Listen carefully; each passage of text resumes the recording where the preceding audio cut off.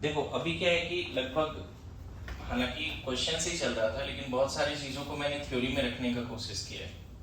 ठीक है, अभी एक होमवर्क आपको दे रहा हूं, लेंथनॉइड का साइज लिखना है और एक ऑर्डर बताना है। लेंथनॉइड का मतलब समझ रहे हो, 4f सीरीज, उसमें जितने एलिमेंट्स है उसका एग्जैक्ट मेटालिक रेडियस लिखना है और उसका ऑर्डर बताना है। Lanthanoid 4f series, lanthanoid series, first inner transition series. इसमें क्या क्या आता है बच्चे, CE से LU, CE से LU। अच्छा, इसको ना अलोंग द सीरीज ही पढ़ना है, लेंथनॉइड को डाउन द ग्रुप नहीं पढ़ना है। मेरी बात समझ रहे हो? इसको हम लोग कैसे पढ़ने वाले हैं, अलोंग द सीरीज। अच्छा, जैसे स्कैंडियम टू जिंक पढ़ा वैसे ही पढ़ने वाले हैं। Good to go. देखो CE से क्या हो गया, PR, ये मुझे भी याद नहीं है, आप धीरे धीरे याद हो जाए तो अच्छी बात है, आपको तो याद करना चाहिए, है ना। इसमें 14 एलिमेंट का नाम लिखना है बच्चे, ठीक है।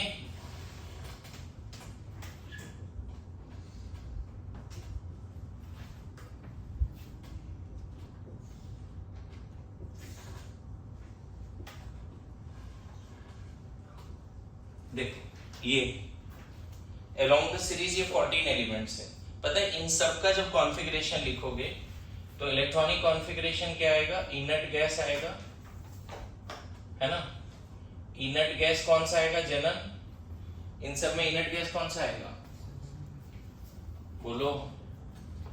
कोई भी x एलिमेंट है, इलेक्ट्रॉनिक कॉन्फ़िगरेशन x का लिखना है लेंथनाइड सीरीज का, पहले क्या आएगा, जनन, 4f 1 to 14, 5d 0 या 1, कभी कभी 1 होता है, 3 एलिमेंट पे एक्सेप्शन है, बाकी 6s2। 3 एलिमेंट जिसमें 5d 1 है वो मैं अंडरलाइन कर देता हूं, ये है ZD है और लास्ट में LU। इन तीनों में 5d 1 है, बाकी रेस्ट और सब में 5d 0। इसमें 4f1 4f2 4f3 इस तरह से 4f14। अब बताओ जनरल ट्रेंड क्या बोलता है, along the series, along the period size decrease होता है। अब देखते हैं हमारे पास एनसीईआरटी का डेटा है और हम देखते हैं साइज क्या है, 187, 183, 182, 181, 181। मैंने कुछ मिस किया है क्या, CEP, अच्छा इसमें एक लेंथनम को नहीं इंक्लूड करते हैं, लेंथनम का भी डेटा लिख दिया है। 183, 182, 181, 181। अगर ये लेंथनम लिखना है तो लिख सकते हो, लेंथनम से स्टार्ट होता है, लेकिन फिर है 180, फिर 199, देखो एक एक्सेप्शन आया जी, फिर 180 है, फिर 178, 177, 176, 175, 174, 173। लास्ट वाले का डेटा भी नहीं है हमारे पास एनसीईआरटी में। मुझे बताओ एक्सेप्शन कहाँ दिख रहा है आपको, मुझे तो लग रहा है कि रेगुलर ट्रेंड ही है, एक्सेप्ट दिस। तो एक अंडरलाइन करके चीजें लिख लो कि EU in 3D series 4f series having maximum radius. जबकि देखो कहीं बीच में आ रहा है, ये भी मैग्नीट जैसा बदतमीज है, सिंपल बात है, समझ में आ रहा है। घट रहा है, कांस्टेंट है, घट रहा है, वॉल्यूशन नहीं है, दिख रहा है, उतना वेरिएशन नहीं है। हम तो बोलेंगे यहाँ पे वेरिएशन ही नहीं है, ऐसे ही चल रहा है। मेरी बात समझ रहे हो, बीच में थोड़ा कांस्टेंट हुआ है, लेकिन अचानक से अगर कोई बढ़ा है तो क्या है, EU। लेंथनाइड सीरीज में अलोंग द सीरीज साइज का क्या ट्रेंड है, घट रहा है। और एक चीज तो मैं तुम्हें ये बता दूं, एनसीईआरटी में डेटा दिया हुआ है कि +3 वाले में कोई एक्सेप्शन भी नहीं है। अगर इन सब पे +3 आ गया मतलब सबका 3 इलेक्ट्रॉन निकल चुका है, मतलब केटायनिक रेडियस, सबका +3 वाला केटायन बना दो, इसमें एक्सेप्शन नहीं है बच्चे। मेरी बात समझ में, एनसीईआरटी में डेटा है +3 वाले केटायन में एक्सेप्शन, एक तो EU में आया, लेकिन EU में +3 जब आ जाता है ना तो नॉर्मल ट्रेंड है, मेरी बात आ रही समझ में? क्या बोल रहा हूं? सब में +3 अगर ले आए तुम, है ना, तो नॉर्मल ट्रेंड है। क्या है साइज का ट्रेंड +3 वाले? बोलो। अलोंग द सीरीज जैसे एटॉमिक साइज घटता है उसी तरह आयनिक साइज भी घटेगा, और इसमें कोई एक्सेप्शन नहीं। सबसे बड़ा ये है आयनिक साइज का ट्रेंड, इसमें कोई एक्सेप्शन नहीं है। आया समझ में? आयनिक साइज। तो लेंथेनाइट सीरीज में मैंने एनसीईआरटी से डेटा लिखा, हमें एक एक्सेप्शन मिला, बाकी अलोंग द सीरीज साइज घटता है। कहीं कहीं पे कांस्टेंट भी है मेटालिक रेडियस, लेकिन ऑलमोस्ट वायलेशन नहीं है। वायलेशन किसका है? अगर तुमसे पूछ दे बच्चे 4f सीरीज में सबसे बड़े साइज का मेटल कौन सा है, एक एक्सेप्शनल क्वेश्चन हो गया। हाँ, तो EU। मेरी बात समझ रहे हो? अच्छा, 4f सीरीज का कोई भी 4 कैटायन दे देगा, बोलेगा साइज सजाओ, तो तुम्हें अगर सीक्वेंस में याद नहीं है ना ये, तो गलत कर दोगे, क्योंकि वो कैटायन रैंडम कोई देगा ना, फिर उसको साइज में सजाना पड़ेगा।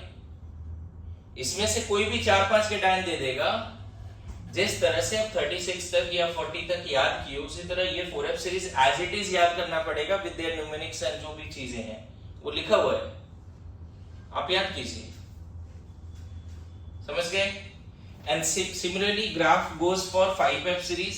5f सीरीज में न्यूट्रल मेटल का रेडियस दिया भी नहीं है, कैटायन का दिया है, और 5f सीरीज आपसे पूछेगा भी नहीं क्योंकि ऑलमोस्ट रेडियो एक्टिव है। यूरेनियम वगैरह आता है, थोरियम, यूरेनियम एंड ऑल, तो नहीं पूछेगा आपसे। 4f सीरीज में जरूर पूछ सकता है, और डाउन द ग्रुप नहीं पूछेगा। मेरी बात आ रही समझ में? नॉट ओनली दिस, जैसे देखो अनन्या ग्राफ की बात करी तो ग्राफ दिया हुआ है, देखो ये ग्राफ है +3 चार्ज पे, देख रहे हो एकदम रेगुलर ट्रेंड है, कुछ एक्सेप्शन नहीं है। यहाँ पे थोड़ा एक आ भी गया न्यूट्रल मेटल का रेडियस में, लेकिन इसमें कोई एक्सेप्शन नहीं है। तो सेम होमवर्क क्या है, एक्टिनाइड के लिए होमवर्क है, ऑल्दो पूछा नहीं जाएगा।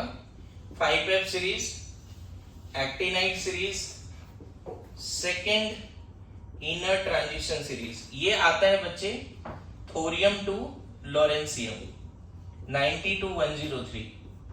इसका अलोंग द सीरीज साइज लिखना है, लिखिए जल्दी जल्दी क्विक। देखो ओवरऑल कुछ क्वेश्चंस अब करते हैं हम लोग।